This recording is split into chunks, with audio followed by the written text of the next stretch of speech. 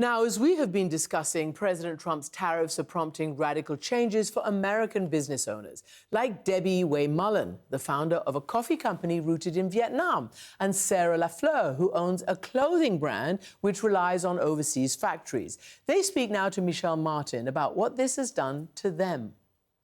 Thanks, Christiane. Debbie Way Mullen, Sarah Lafleur, thank you both so much for joining us.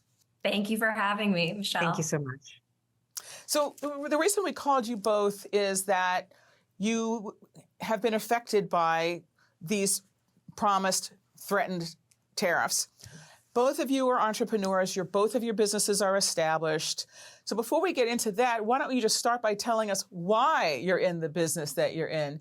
Debbie, why don't you start? So I started Copper Cow Coffee as the first premium Vietnamese coffee company, and it's a real homage to the way I grew up. My mom is from Vietnam, and I'm really passionate about all things Vietnamese cuisine and think that Vietnamese coffee, which is the second largest coffee producer in the world, was really not seen in the US market and really wanted to elevate Vietnamese coffee as a way to bring development to Vietnam. So you had a mission. It was about the coffee, but it was also about what you could do through the coffee company.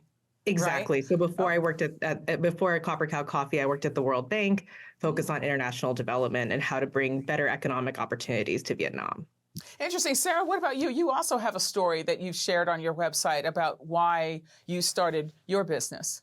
Yes, I started my business back in 2013. I myself actually don't come from the fashion world, but I was a management consultant. I found it very hard to find good, practical, but fashionable clothing for professional women. Women on average spend 2 more weeks per year getting ready for work versus men.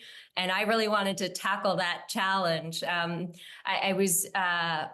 partnered with my co-founder, Miyako Nakamura, who came from a high-end fashion background. And our goal has always been to provide, luxurious fabrics, luxurious manufactured clothing to hardworking professional women. So Debbie, coffee isn't really grown in the United States, is it? I mean, maybe in Hawaii, right? In Hawaii, yes, but not in the continental United States. That can cover a fraction of what the U.S. consumes in terms of coffee consumption. But you couldn't have the kind of coffee company you have without sourcing it from Vietnam, right? Absolutely not. Okay, so how when you first heard that Vietnam was on this schedule of tariffs, and in fact, Vietnam was one of the countries that was originally supposed to be hit with one of the highest tariffs at like 46%. Do you remember what went through your mind? Just complete shock, to be honest. As I'm sure you're aware, we've been suffering through a coffee crisis for the past year and a half. And with double coffee prices already, having to adjust the business to that has been a complete whirlwind. And so I think that we were really particularly surprised, not only because it's coffee, which the U.S. primarily doesn't grow, but also Vietnam really does admire Trump and has been really willing to concede to whatever demands that he wants. They are really cooperative with him. So I think that we went into the tariff, the idea of tariffs being relatively a lower possibility for Vietnam and for coffee. And so I think we were really shocked to be on the high upper end of what they were. What would this do if the 46% tariffs were to hold? What would that? How would you absorb that? I mean, what would you do? Honestly, the direct-to-consumer business side is a little bit easier. People are coming to your website. You have real estate to really explain the dynamic. You can instantly change your prices to accommodate these changes. The hardest part is that half of our business today is actually in retailers, where it takes a minimum of 6 months for us to do a price change. And also, we have no idea what that's going to do with our position with the company, with these clients. And I think that's what's really hard is that Vietnam, the kind of coffee that we grow, is much easier to grow. It's much easier to grow organically. There's a lot of advantages of what we're doing for the coffee space to make it more sustainable and much more affordable for organic coffee. And it's incredible how much work is being completely basically leveled from these tariffs in terms of our ability to make affordable, organic, great tasting coffee no longer applies with these tariffs if they were to come through. And I want to come back more also to your mission with this. I mean, you say on your website that you actually pay these farmers twice what the market rate is. And why is that? Because you want to raise their living standards.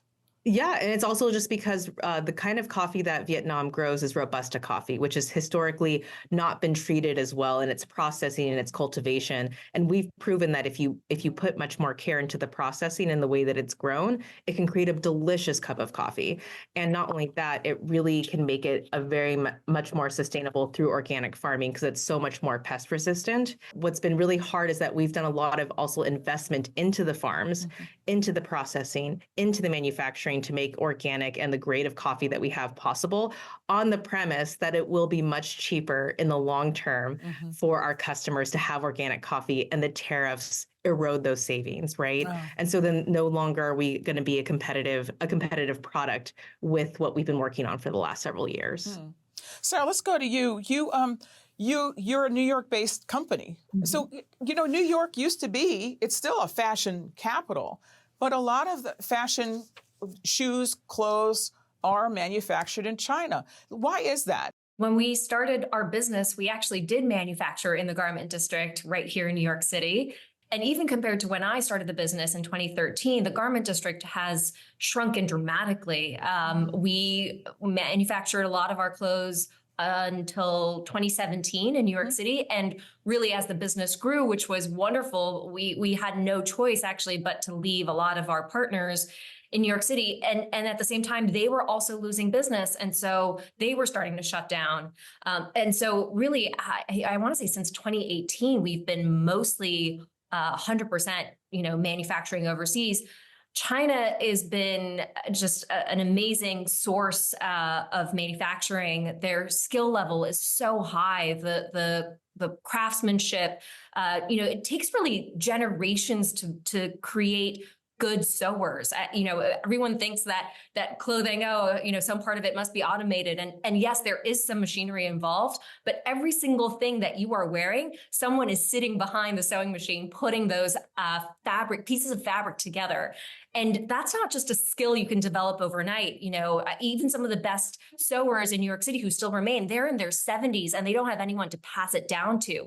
And so I think China does have that craftsmanship. They have that level of skill.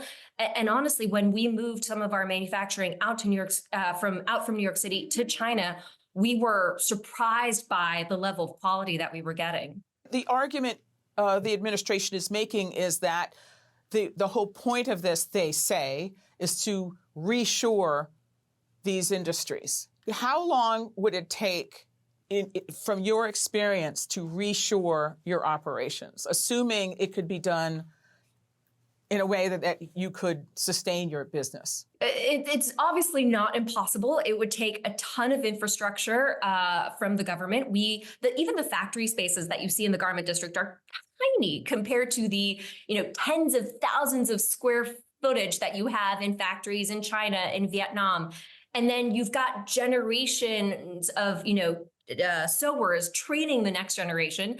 So of course, all of this is possible. It would take enormous resources. And also we need to think about how we actually, transport those goods. And so that's infrastructure again, at a different scale. Do we actually have the tanker ships to, get things over from, New York to different parts of the country, or trains? It's kind of, I'm not an economist, but to me, that sounds like a lot more money. If the tariffs hold, what do you do?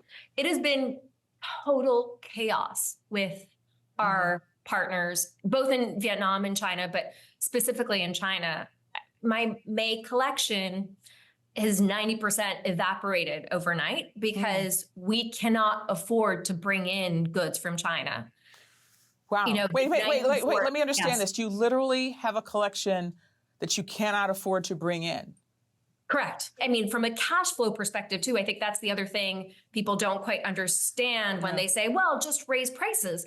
Yes, of course, we could raise prices and, eventually, perhaps the customers will cover the cost of the tariff. But if you think about the duty that is actually the tariffs that we have to pay to the government, we pay that the moment our goods hit the United States border. So from a cash perspective, that's an outlay that we are making to the US government, and without certainty that the customer is actually going to be willing to take on those price increases. Debbie, you were saying that one of your intentions was to improve, standards of living in Vietnam, but also to improve the quality of the product, and in so doing, improve people's lives. What are you saying to the farmers that you work with? I mean, I haven't had a chance to talk to the farmers directly, but I've talked to, we coordinate with really amazing co-ops in Vietnam and talking to their leadership. I mean, I think that they're incredibly stressed out. I think that this is something they see Vietnam and Vietnamese coffee becoming this really exciting space in the US, and how that's a huge opportunity for them to have access to much higher rates if they're able to cultivate their coffee a certain way. It's again a really wonderful thing for their farms to be able to eliminate chemical pesticides and fertilizers, and to be able to get a premium for that effort in the US market. And I think that I think everybody's just really sitting on the edge of their seat, wanting to see what is the number going to be.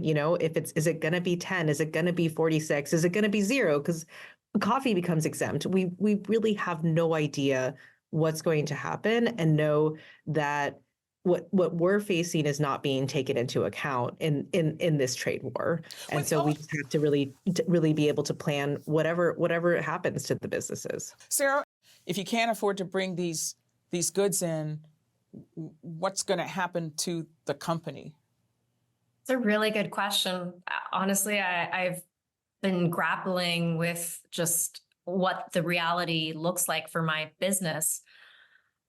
I think in times of chaos, the advice that I've gotten is move slow. And I think right now, things are changing so rapidly. One moment it's 47%, the next moment it's 150%. I don't actually know what this means. I'm just trying to take it one step at a time. We are raising prices. We know that we're doing that. I have already cut costs, and I will probably have to cut some more. I am rejiggering entire collections. I'm now trying, literally in the office next door, I've got Portuguese partners who I'm trying to woo because the tariffs in Portugal are going to be better than the tariffs in China. It is just like a complete upheaval. I hope my business survives. In fact, I should say, I know my business will survive. COVID was one of those moments where it was so devastating, and I didn't know if we would make it through. And somehow we magically did through the team's exceptionally hard work. And it is one of those moments again where I'm looking at my team and I'm saying to them, it's going to be another hard, 2-3 years. Will you fight this with me? So that's what we're facing right now.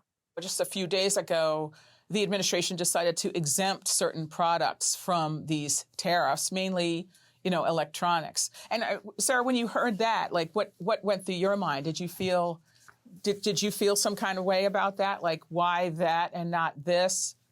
I mean, my honest reaction is I felt angry. I think people with direct access to the White House and people who have the ability to lobby, they will get special privileges and advantages that small businesses like myself won't. We are a small business in the context of the U.S. economy. But I think it's also important to remember U.S. small businesses make up 45% of the country's GDP. We are not the ones making electronics. We are the ones making clothing, making coffee, engaging in agriculture, and we're a really, really important part of the U.S. economy. But we are not capable of actually making, I think, our voices heard in a way that the U.S. government will understand. Debbie, what about you? I echo everything Sarah says. And I think that additionally, I work in food and beverage, and I know how much the hyperinflation that Americans have experienced has been so detrimental to their everyday life. And I think that these tariffs are going to just exacerbate that so much, whether it's for the raw goods or the packaging or so much of the stuff that the US is not prepared to be able to make everything that Americans have become accustomed to consuming. And to be doing this, especially on top of the coffee crisis, I think is something that is just really hurting. Especially a lot of coffee are small businesses. There's so many small coffee businesses out there, and how we've already been suffering so much from climate change, from a lot of the things that have been affecting our market, and that these tariffs are just going to make things so much harder for us smaller players in the market. The president's kind of theory of the case, as it were, is that, short-term pain for long-term gain. So Debbie, in your case, there's really no way you can't reshore the coffee business from Vietnam. You can't reshore Vietnamese coffee. I'm not going to buy farmland here and plant trees and wait for them to harvest them 5 years later. I don't think that that's something that the U.S. is in a position to even do. I think that it's one of these things where it feels like it could be, like Sarah said. I think we're just trying to see what it is, because there are levels of tariffs where it's just lethal to businesses, to small businesses, and whether that's cash flow or if that's just because your customers, your grocery stores are going to drop you because you're going to say you're going to have to increase prices by 40%. I mean, I can't think of a retailer who would possibly let you do something like that, regardless of what the macro environment is. And I think that this is just something it's just something where we're just collateral damage to an argument or a strategy that, like you said, the long-term gain for who? And I'm really not sure who that is, when it is going to be those who have the money to lobby for protections against these tariffs. And it's just something that doesn't totally make sense from where I'm sitting today. Mm-hmm. And Sarah, is there any long-term gain that you can envision here? No. Yeah. And I think we will find a way. We will survive this. That I think I'm wondering at what cost. That's really the main question running through my head right now. I think one of the things that businesses, any business owner will tell you that unpredictability is the enemy of business growth. And I think what we are asking for is really communication, with a lot of advance notice and a lot of from communication. A lot of these challenges could be overcome. There are ways that we can get around it with advanced notice, but I think right now that is what is lacking. We don't know what to expect. Every day is something different. Debbie Way Mullen of Copper Cow Coffee and Sarah LaFleur of MM LaFleur, thank you both so much for speaking with us. Thank you so much.